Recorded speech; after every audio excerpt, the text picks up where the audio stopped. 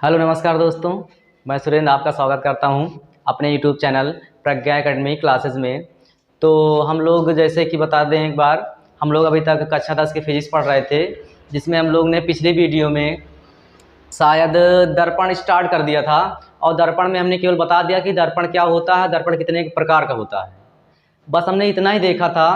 और हमने ये भी बताया था दर्पण दो प्रकार के होता है, एक होता है समतल दर्पण, एक होता है गोलीय दर्पण। और वहीं पर हमारी क्या हो गई थी, वो पिछली वीडियो वहीं पर ख़त्म हो गई थी। तो आइए आगे देखते हैं। हमने कहा था दो प्रकार के होते हैं, हमने पहला टाइप लिख लिया है समतल दर्पण, प्लेन मिरर। हमने बताया जो हमारे घरों में जो रहता है, शीशा रहता है, उसे क्या बोलते हैं, समतल दर्पण बोला जाता है, जो कि हम लोग उसको क्या करते हैं, डेली यूज करते हैं। तो आइए देखते हैं क्या होता है समतल दर्पण। कह रहा है ऐसा दर्पण जिसका परावर्तक पृष्ठ समतल हो। समतल हो मतलब जैसे हमने बना लिया, एक लाइन बना ली, मतलब ये समझ लीजिए ये दर्पण है, ये क्या रखा हुआ है, ये एक दर्पण है और ये एकदम प्लेन, एकदम सीधा है। तो वही कह रहा है कि परावर्तक पृष्ठ समतल होता है, समतल दर्पण कहलाता है। तो हमने इसको चित्र के माध्यम समझते हैं। ये क्या है, हमारा दर्पण है। हम जानते हैं, हमने कल भी बताया था कि दर्पण के पीछे क्या हुआ होता है, पॉलिश मतलब पेंट हुआ होता है। तो हमने दर्पण बनाया, हमने पीछे साइड लिख दिया ये पॉलिश हुई है, पेंट किया गया पृष्ठ, ये पिछला पृष्ठ क्या हुआ है, पेंट हुआ है। तो हमने बताया था परावर्तन का नियम बताया था कि कोई भी किरण अगर इधर से आती है, टकराती है और टकराने के बाद उसी माध्यम में लौट जाती है। तो हम लोग जब भी क्या करते हैं, मान लीजिए आप यहाँ पर खड़े हैं, जब भी यहाँ पर खड़े होंगे, आपका जो क्या होगा, आपका रिफ्लेक्शन होगा, यहाँ पर जाएगा, पड़ेगा, उसके बाद वैसे वापस आ जाएगा। अगर वापस ना आए तो हमारा चेहरा ना दिखे, क्योंकि हमारा चेहरा उस पार चला जाएगा, फिर नहीं दिखेगा। तो इसलिए क्या होता है, एक पृष्ठ पर क्या किया जाता है, पेंट किया जाता है, और इधर वाला पृष्ठ क्या होता है, परावर्तक पृष्ठ होता है। परावर्तक पृष्ठ मतलब ताकि रिफ्लेक्शन हो, ताकि हमारा क्या हो, हमारा उसमें इमेज बन सके। तो वही लिखा गया है कि ऐसा दर्पण जिसका परावर्तक पृष्ठ समतल होता है, समतल दर्पण कहलाता है। ये हो गई इसकी डिफिनेशन। और देखते हैं, कह रहा है समतल दर्पण के गुण। अब देखते हैं क्या क्या इसकी प्रॉपर्टीज हैं, क्या क्या गुण हैं। तो गुण में हमने बहुत ज़्यादा नहीं लिखा है, जो मेन इंपॉर्टेंट बस उसको ही लिखा है, जो कि एग्जाम में पूछे जाते हैं, बस उतना ही लिखा गया जितने कि एग्जाम में आते हैं।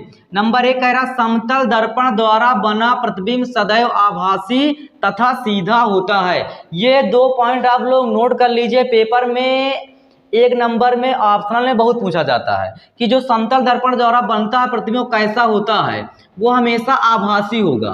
क्या होगा, सदैव क्या होगा, आभासी होगा और सीधा बनता है। हम लोग जब भी आईने के सामने खड़े होते तो हमारा उसमें सीधी तस्वीर दिखती है, ना कि उल्टी। इसका मतलब क्या है कि वो क्या होता है, सीधा बनता है। तो पहला हो गया ये दोनों क्वेश्चन आप लोग जरूर याद रख लिए, ऑप्शन में बहुत, विकल्प में बहुत पूछा जाता है। आइए नंबर 2 देखते हैं।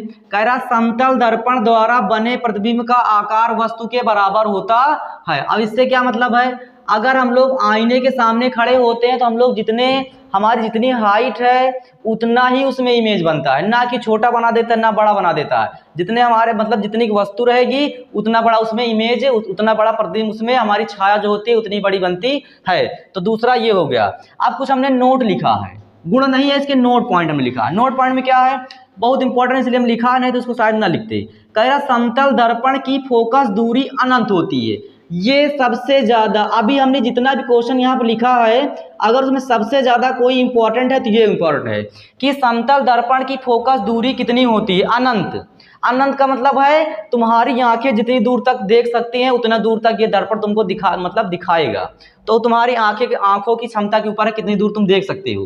तो अगर पूछा जाए कितना है तो अनंत होती है। अगला है, कह रहा इसका उपयोग हम प्रतिदिन अपना चेहरा देखने के लिए करते हैं। इसको हमने पहले ही बता दिया था कि हम लोग समतल दर्पण का उपयोग क्या करते हैं, अपना चेहरा देखने के लिए करते हैं। एक बार आप लोग इसका स्क्रीनशॉट जरूर ले लीजिए।